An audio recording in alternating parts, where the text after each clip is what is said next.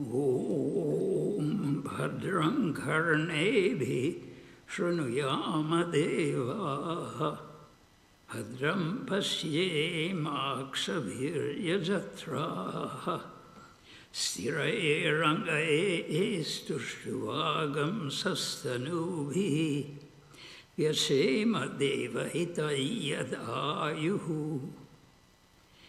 May we hear with our ears what is auspicious. May we see with our eyes what is auspicious. May we enjoy with strong limbs and bodies the life allotted to us.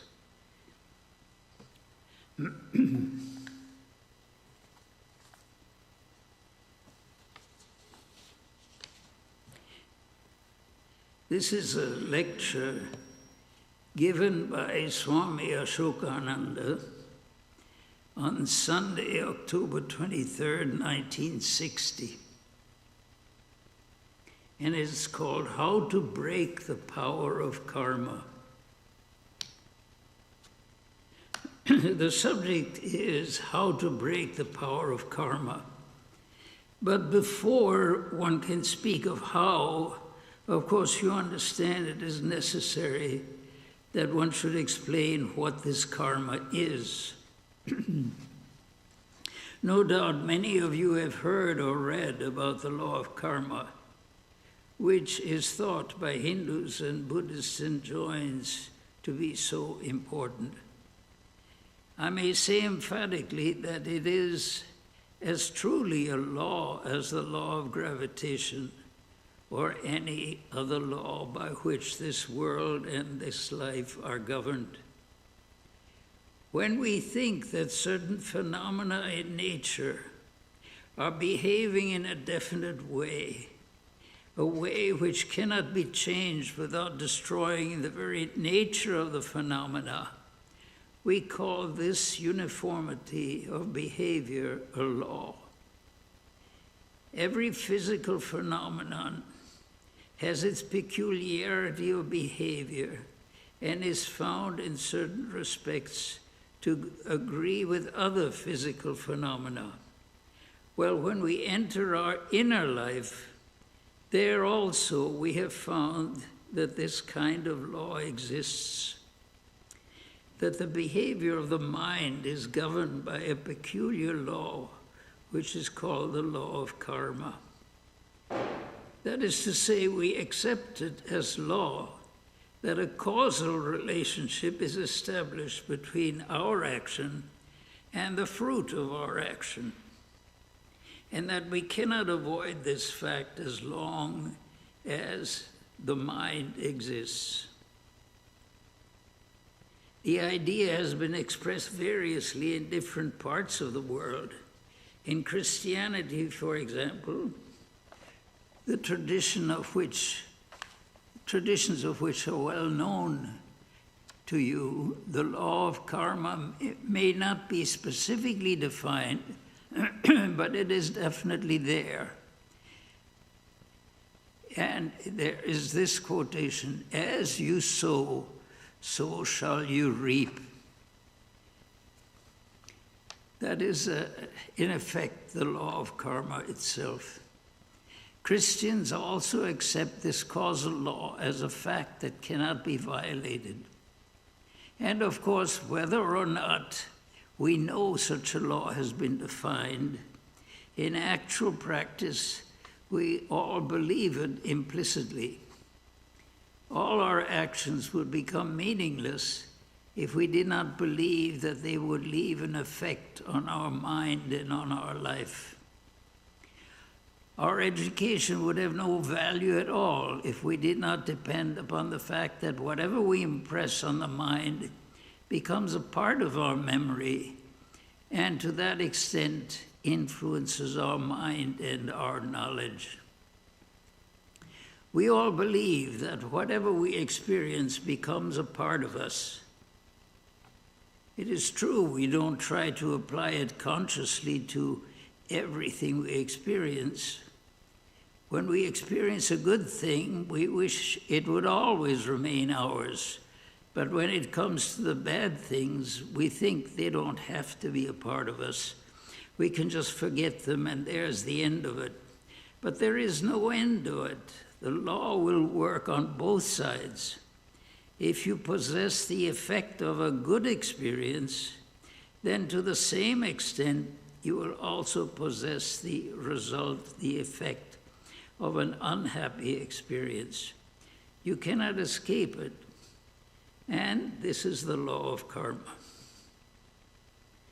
The idea of karma originated in India in very ancient times, even in the time of the Vedas.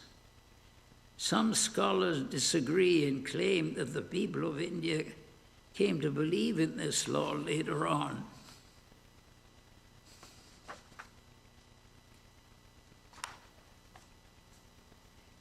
And they say, oh, we cannot do anything. This is our karma. That's why we suffer. So you hear sometimes that India is, the conditions in India, at least partly traceable to the belief in this law of karma. Whereas personally, this is Swami Ashokananda talking, personally I do not think for a moment that this is so. Whereas the people in India believe in this law, we also have another belief along with it, and that is the doctrine of the invincibility of the individual soul.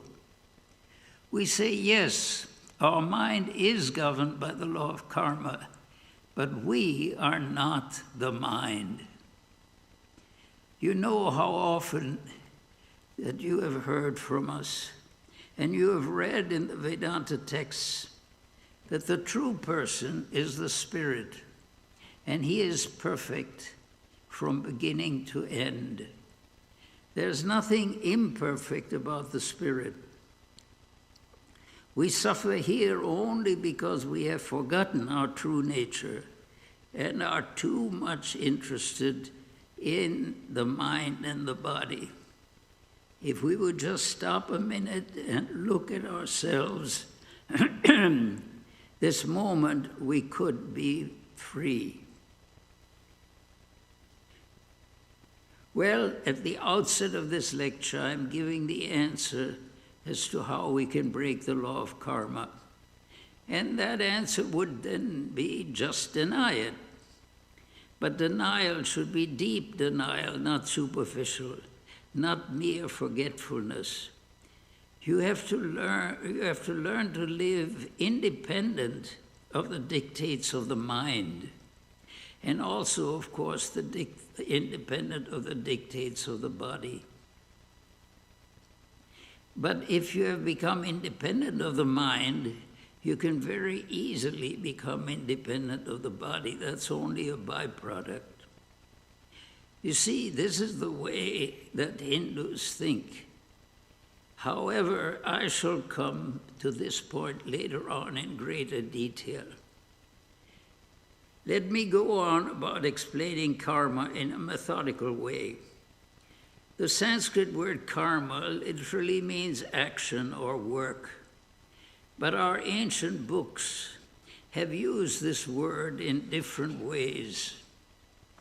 For example, in the Bhagavad Gita, you will find two uses preeminently. In one sense, any kind of work you do is called karma. In another, rather restricted sense, karma is ritualistic action, the performance of Vedic ritual. We shall forget this restricted meaning, we will not consider that. We are concerned with the first definition. The theory here is that whenever you do any action, whether with the body or the motor senses or with the mind, that action or that karma leaves an impression on the mind. That's important. Our sages and philosophers have laid great stress upon karma as impressions. And it is in this sense that the word is included in the term the law of karma. Here, karma is not actual work or action, mental or physical, but the impression of an experience, the impression created by an experience. Action itself is not so superficial as we make it out to be. Often I have thought I would speak on the subject, what is action? We don't think about it. We are always active, and it seems so natural that we never ask ourselves, what is this action? A moment's thought will convince us that we are being forced to act. Bodily, you may be able to sit still, but mentally it's not so easy to be quiet. I mean, as long as you are conscious, it is difficult to still the body, and infinitely more difficult to still the mind. So we should ask, what is this force which is keeping us so restless and over which we seem to have so little control? The nature of this mysterious force that makes us do or say or think is worth inquiring into. The fact is, however trivial or seemingly trivial an action may be, the motive from which any action rises is very deeply laid in our being.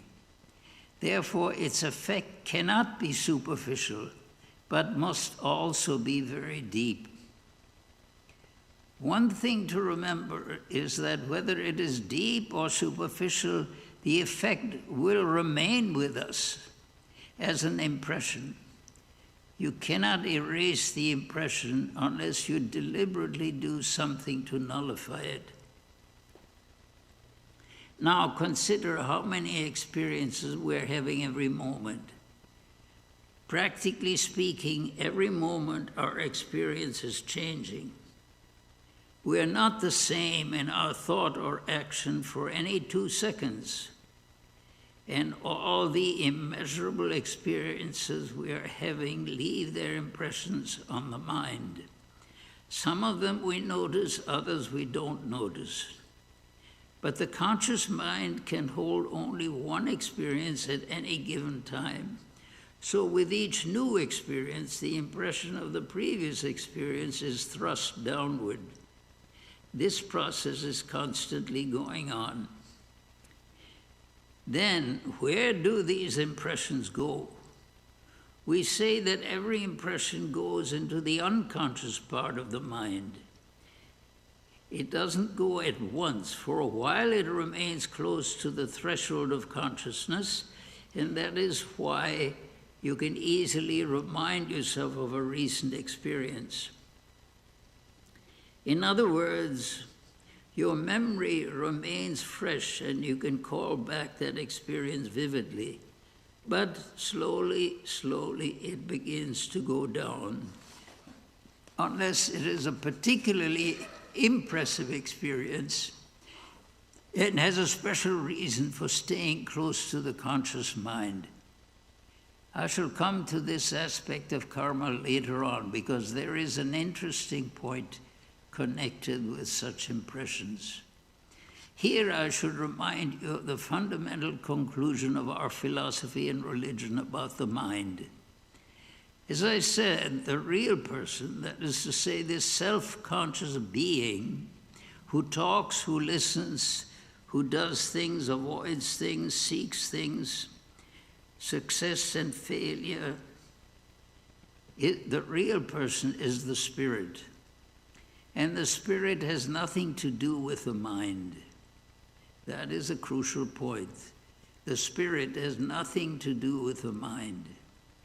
It is independent and perfect and does not seek anything. It does not suffer, it does not enjoy. If you say, what kind of perfection is that where I don't enjoy anything? Well, you will know if your mind becomes a little quiet, you will find you don't have to seek anything. There is something more blissful than enjoyment or so-called happiness as we know it here. It is enough for me to say that if you want to think anything extraordinary and wonderful about yourself, all those things within yourself are already there, and many more that you cannot even imagine now. So when you become involved in the mind, you do not gain, actually you lose. The mind is, as it were, a cloud covering the shining sun. The cloud has dimmed the sun's glory for you. It has not added anything to the sun. Both mind and body are limiting adjuncts, as we say, and the real person, the free and perfect spirit, is the seat of consciousness. The mind is not the seat of consciousness. The light of the spirit is reflected upon a part of the mind, and that part becomes what is called the conscious mind. That is, only the part of the mind where the light of the spirit is thrown becomes conscious. The rest of it, the rest of the mind remains dark and is called the unconscious mind. Now this is it. If all these impressions are there, you must understand that there is tremendous complexity as well as great depth in the mind, because innumerable motives or springs of action exist in the unconscious part, and innumerable impressions are continually going there into that unconscious part. You can see that without some sort of order, some law governing these motives of action and rearranging these impressions, our mind would explode to nothingness through sheer revolution or chaos. But as it happens, a certain order in the mind is maintained. For example, if you ask about the spring of action, it can be put very briefly. If I am to speak of anything about karma, it becomes complex. You will excuse, therefore, if I go over certain aspects of it quickly without being too explanatory. No doubt many have read Patanjali's Yoga Sutras and remember the definition of Ishvara, or God, as is given in that book. Ishvara is called a Purusha Vishesha, a special person, a special being, to give a literal translation. Yoga philosophy follows in the footsteps of the Sankhya philosophy, which explains life and the world in terms of Purushas, innumerable souls, and Prakriti, or nature. So souls and nature, undifferentiated matter without mentioning, they do not mention God. But yoga adds that there is a sort of Ishvara, not the God of the theists who has created the world and punishes people, but just a most perfect being. According to this definition given by Patanjali, this Purusha is a special personality who is unaffected by avidya, or ignorance, and therefore unaffected by the things that follow from that ignorance. That is to say, klesha, that is suffering or misery, karma, action or the effect of action, vipaka, fruition of action or maturity of the impressions of action, and asaya, the vehicle through which these impressions begin to have their effects. Well, here Patanjali has put together all the ways by which an average individual is afflicted after having somehow become entangled in this avidya, or ignorance. This is how it happens. As a result of ignorance of his true nature, the person has suffering, that is klesha. To get rid of this suffering, he indulges in activity, karma, which leaves impressions on the mind. Then these impressions begin to mature, and that is called vipaka. Literally, vipaka means well cooked. As it were, somewhere in the unconscious mind, some of these impressions begin to boil or to cook. And when they have been well cooked, they are ready. That is to say, they will affect your life by coming into your conscious mind. When, as it were, you consume that or you follow that, this is called ashaya. You know, in terms of food that is prepared or cooked, some dishes are not bad, some are good, but others are not good at all. They're awfully bitter and ill-prepared. It isn't that they have not been boiled enough, that is vipaka, but the ingredients give you indigestion. In this way, life is not always smooth. Now, these are the means by which every soul becomes afflicted. And God is not touched by any of these, according to Patanjali's idea of Ishvara, or the Lord. We are not concerned with Ishvara in this lecture, but we are really interested in all that Patanjali has said here, because in these few words, he has gone into various aspects of karma and its effect on us and the way it functions in our life. Now let us go back to the simple narrative. As I pointed out, some impressions remain close to the threshold of your consciousness, and even if you don't recall them, they come up in your memory. In a humdrum life, most impressions go down and get lost in the unconscious, and yet some force makes us go on following a certain course of action in our life from day to day until the time comes for us to disappear, to die. You know our view about reincarnation, and you have also heard that the real person, the spirit, in this present state of ignorance remains still attached to the mind and goes out with the mind at death, leaving only the physical body behind. The mind will cling to the spirit until the spirit has found complete spiritual knowledge and has actually come to the realization, to the experience that the self or the spirit is not a part of the mind, is not one with the mind. The spirit has, in fact, nothing to do with the mind. So at the time of death, a person carries with himself all the infinite impressions of experiences that are lying in the mind. Here we come to a strange thing that we generally, in Hinduism, we generally believe. But when you think about it, you will see good reason for that belief.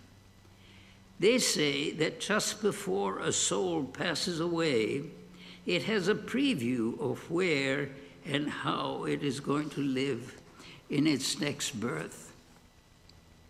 According to the doctrine of reincarnation, a soul may remain for a long, long time in one of these planes of existence above this earth until it is reborn. How then can it have this prevision of its next incarnation at the time of death? This is the explanation of it, and it is good to remember here. At the dying moment, when you are leaving this house called the body and have to take this mind with you, you become aware of its terrible burden of impressions and experiences. The Hindus maintain that all the events of the life that is coming to an end pass before the view of the soul like the quick showing of a film, and the soul is made to go through every little experience.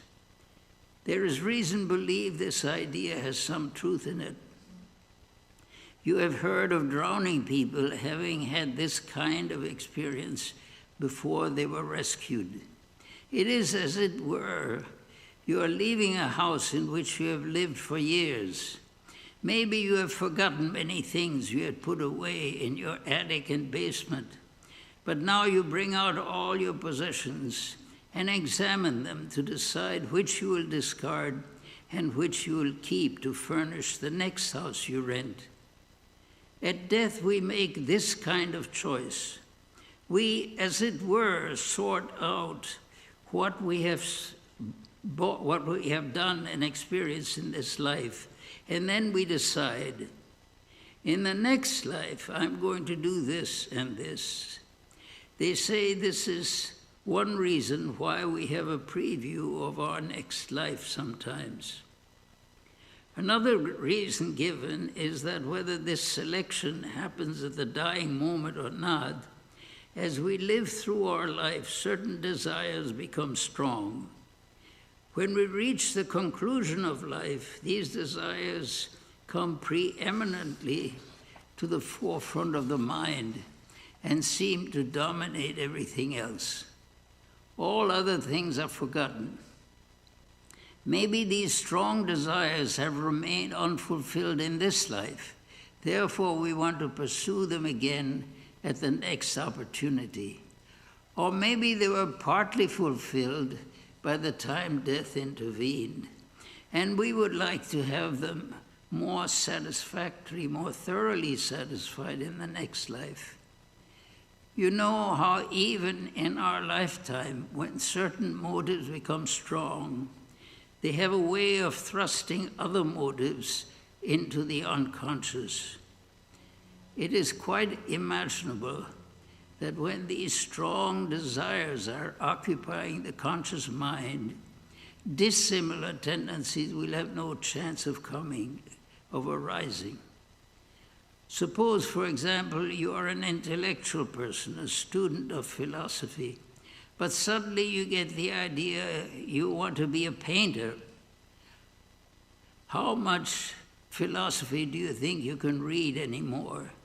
Day and night, you are you're working with your colors and bringing people to look at your work. You are swallowed up by the idea of becoming a painter. It is said that the dying moment, similarly, some desires come forward and determine what we are going to be like in the future.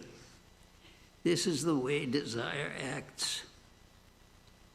Now, you remember I said that some order is maintained among the infinite number of impressions in the unconscious mind. What happens is this. When you have an experience, its impression goes down into the unconscious and somehow arranges itself by the side of similar impressions that we have gathered in the past. And they join forces, as it were, and become codified and classified to form what we call the traits of our character, our habits and tendencies. We like to do things in a certain way. We want to look at things in a certain way. We hate certain things, we love other things. And such tendencies have been formed throughout many past experiences. The most predominant tendencies in the unconscious mind are governing our conscious mind or conscious life, and it is these which take the form of desire. One important point I should mention here is that every experience has the potency of repeating itself in a similar living experience. Of course, if a good experience has left its impression, you want it to be repeated. Suppose I'm a pilgrim searching for a saint who has actually realized God, and after traveling hundreds and hundreds of miles, I have come upon a real saint. Of course, that's a wonderful experience to have, and one would like to repeat it. Or suppose you have a very good meditation one morning. It is very desirable that the impression it has left should repeat itself as a living experience. But then most people are in the state of ignorance, and the tendency of the mind is to go downward, not upward. Even their happy experiences are not necessarily very elevating. It is enough to say that we probably would not like to repeat most of our experiences. Anyhow, these impressions lie there and have the tendency and the power of reappearing as living experiences later. Most of the time we act instinctively, that is to say, we do not want to face whatever we are going to do or experience, and we just succumb to what is coming to us. Whatever the mind is bringing out, we identify ourselves with that. But we don't have to do it. Many people think we are absolutely in the hands of karma. You should never forget, you should never get this idea. In India, we have never interpreted karma in that way. In other words, karma does not imply fate. A fatalist will say, oh no, I cannot change, I am fated to be like this.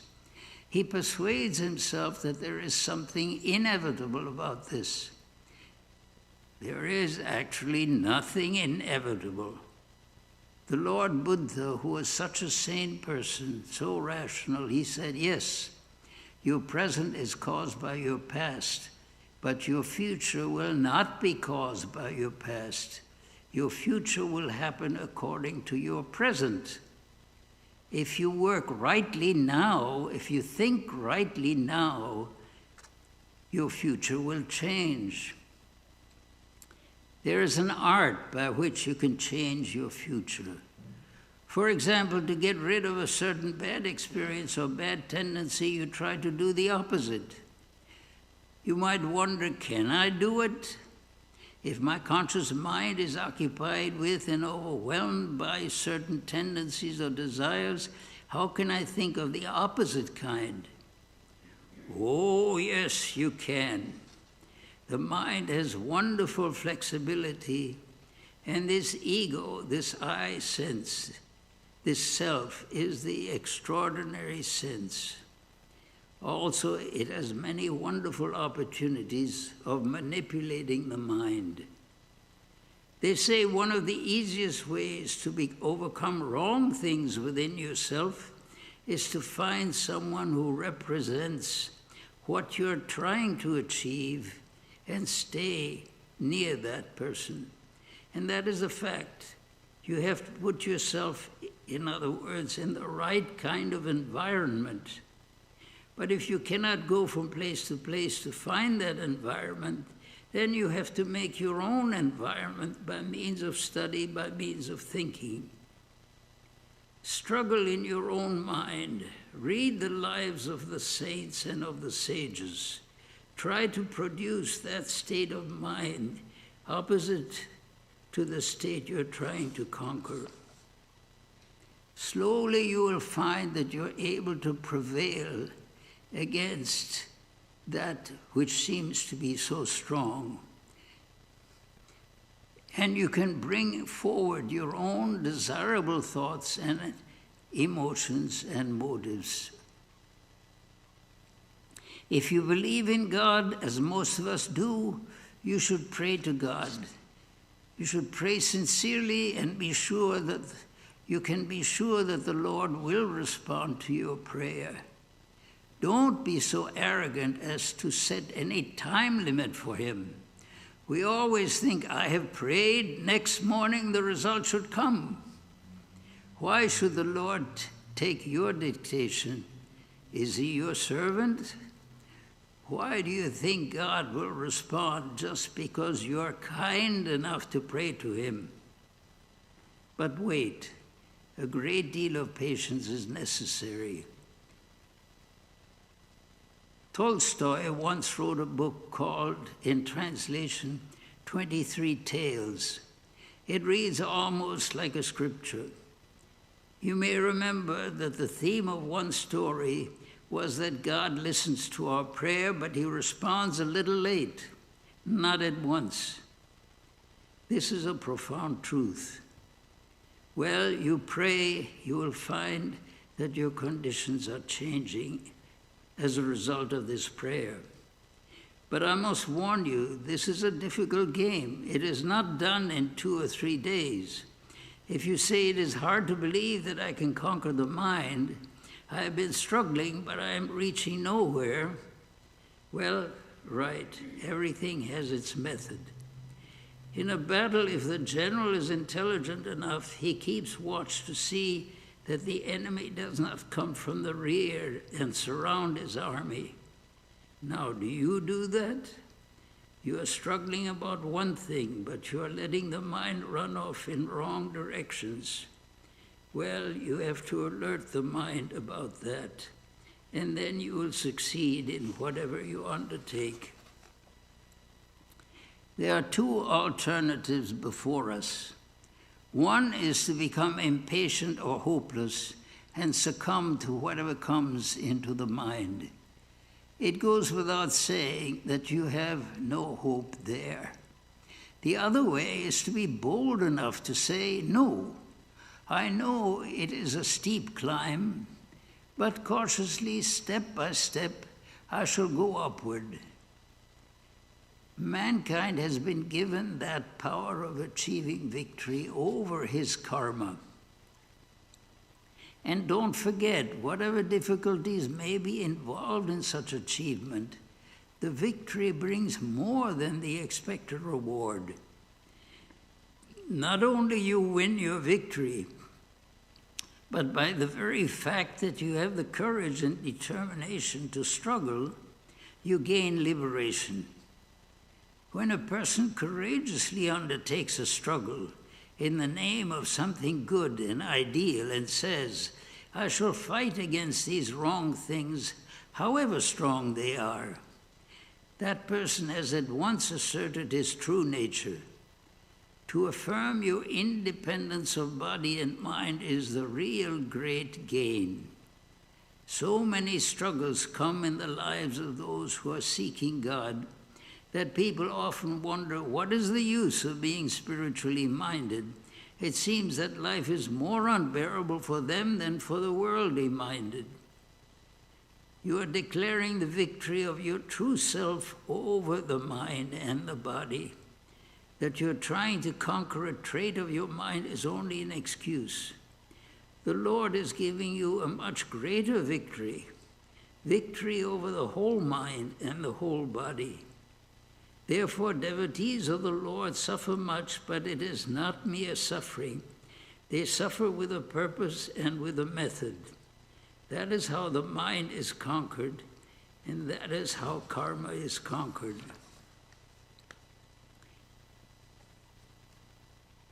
To go on now with the story of the mysterious karma, that is to say, those desires that occupy the stage of our mind. You remember I quoted from Patanjali, who said that there are certain things that affect the soul, klesha, karma, vipaka, ashaya, and that the soul has forgotten its true nature. Ashaya is the course of action or karma that we see in our life. But before that course of action can take place, this karma has to mature. And this maturing process is called vipaka.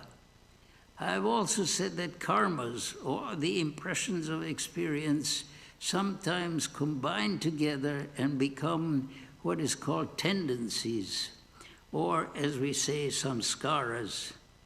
These groups of karma remain in the unconscious mind until they become strong enough to take the form of desire. That is when they are said to have reached maturity, the stage of vipaka. That is to say, they are sufficiently cooked. Then they begin to thrust forward into our conscious life, and that is called ashaya. Before vipaka, there is only karma, and before karma, we have klesha or suffering.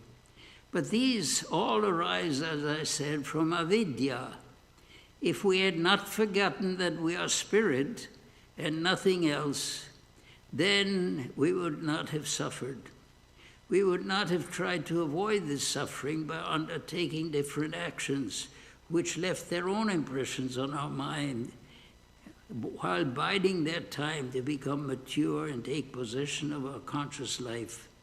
None of these things would have happened, but as it is, we are identified with the mind and with the body, and as a result, these several things are happening to us. After ignorance, if you are to name the next deep-seated source of karma, it is klesha, or misery, and its opposite is happiness. We try to avoid what brings us unhappiness, and we go after what makes us happy. Why are we continually following in the train of happiness and misery? We don't know. Animals, lower types of humanity, and even many civilized people are governed by this motive. You consider the pursuit of happiness as an inviolable right, which is fine unless you want to make it an ideal of life. The fact is, only in the lower form of existence can happiness be a strong motive. At first, there is this hedonistic motive. Afterwards, another motive begins to intervene, the moral motive. In a civilized, thoughtful person, both motives are there. Sometimes a person knows he must suffer because of his sense of right and wrong, yet he will act according to the moral motive. But most often, people are governed by what gives them pleasure and pain, and they undertake certain actions accordingly. Either this moral motive or the motive of pleasure or pain, or both motives combined, give a boost to our desires. At any time in our conscious life, we may say either, "This is my duty," or "I like to do this, I must have it." Well, there it is. Whatever, according to whichever motive we are working, the desire in our unconscious mind will have an opportunity of coming into the conscious mind and dominating our action. Here I should put before you certain other ideas. This law of karma has been studied in great detail by our philosophers, both in Hinduism and in Buddhism. For example, they speak of another way of looking at karma. I have said that karmas rise from the unconscious to the conscious mind in the form of desires. You might ask, how do you know which desire will come up? And if there are, say, two equally strong desires in the unconscious, which one would have precedence? So our thinkers have judged karma, that is to say, karma is the effect of action, from three standpoints. They have found certain karmas have already matured and started dominating our life. These karmas are called prarabdha, that which has well begun. I told you that when a soul passes from this body, it has a preview of its next birth. And when the time comes to assume a new body, it will be born under the impulse of these dominant motives. In the intervening period, when the soul remains in another world, these strong motives live there, biding their time. You cannot do anything about them. They have the precedence, and no other thoughts or karmas are able to replace them. When the time comes to be reborn, they will have their opportunity and will seek parents and environments and situations suitable for their fulfillment. Like is drawn to like.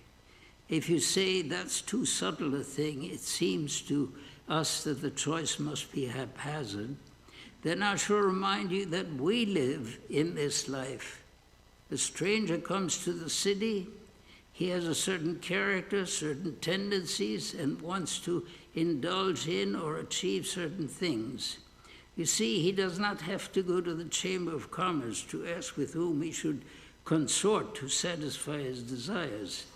In a mysterious way, he is drawn to the right people. These strong desires at once occupy the stage of the new person and will govern his whole life. We see how, in this situation, one person may seek one thing, another person will seek a different thing. Now, while these prarabdha karmas are occupying our mind, governing our actions, making us behave in a certain way, it goes without saying that they do not necessarily form all the karmas that we have. Many other tendencies and desires have remained quietly in the unconscious mind. These are classified under the heading of sanchita, meaning accumulated or stored. They are not coming to the forefront to govern our conscious life. They are like the suits a person keeps in his closet. Many desires which give individuality to ourselves in every life are remaining untouched deep down in the mind. The third group of karmas is called kriyamana or agami. Agami means future, yet to come. That is to say, between these stored up karmas and the active karmas is another group which are pretty close to our conscious life. They have not erupted into our conscious life yet, but neither are they far off, and probably in the next life they will have precedence. Or even now, if proper opportunity comes, these agami karmas may come forward and occupy our conscious life. According to another, the third group is called kriyamana, or being formed. How being formed? Now, it is true your conscious life is being directed and dominated by the karmas which were the motive for this birth. But that does not mean you're only repeating certain things from the past. You're doing many new things. Although the general tendency of our life is determined by the prarabdha karmas, we still have some freedom, and therefore, according to the kind of action we undertake, either good or bad karma is produced. That is to say, there is a fringe of freedom in this respect. We are not mechanically determined by our past. So this subject of karma is vast and implies many things about our past, about our future, how things will happen. There's a whole science which comes along at this point, which determines or which forms our attitude to these things. What should we do? How should we do it? How did we get where we are? How do we go from here? So the subject is vast and the subject is complicated. But the point is, there is a special Purusha, a Purusha Vishesha, a special being. That is that divine principle, that divine reality, that divine consciousness, which, as it were, hands down to us a life-saving rope, a life-saving tendency.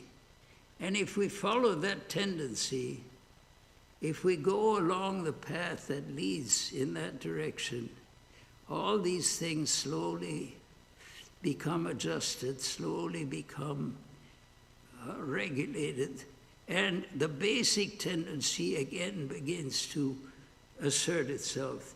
That basic tendency is that we will realize that which is infinite, because what is infinite is at the very core of our being.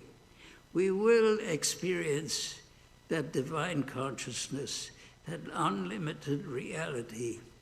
That is our future. That you could say that is our fate. We cannot escape that. Temporarily, certain things happen to make us deviate from the path to that ultimate inner infinity, inner consciousness, inner perfection. And though we may be disturbed from it in this life, and we will get another opportunity, the next life may provide us with a better chance. And even if it doesn't, there are tendencies which we gravitate to if we have that strong inner desire for understanding, for realization, for fulfillment, for perfection. Ultimately, there's nothing that can resist that, because that is the very heart of reality. At the very core of things is our inner perfection, which can never be clouded for a very long time. Temporarily, it may not be available to us in a practical sense. Temporarily, we may be turned into an unhelpful direction. But there is no possibility that ultimate perfection, that ultimate reality, that infinity, that oneness, there's no way that can disappear. That is at the very core of our existence. Sometimes it can be ignored, sometimes it can be even worked against. But ultimately, that infinity that is our very nature must reassert itself. And that is the message of all religions, and that is the message especially of Vedanta. Thank you.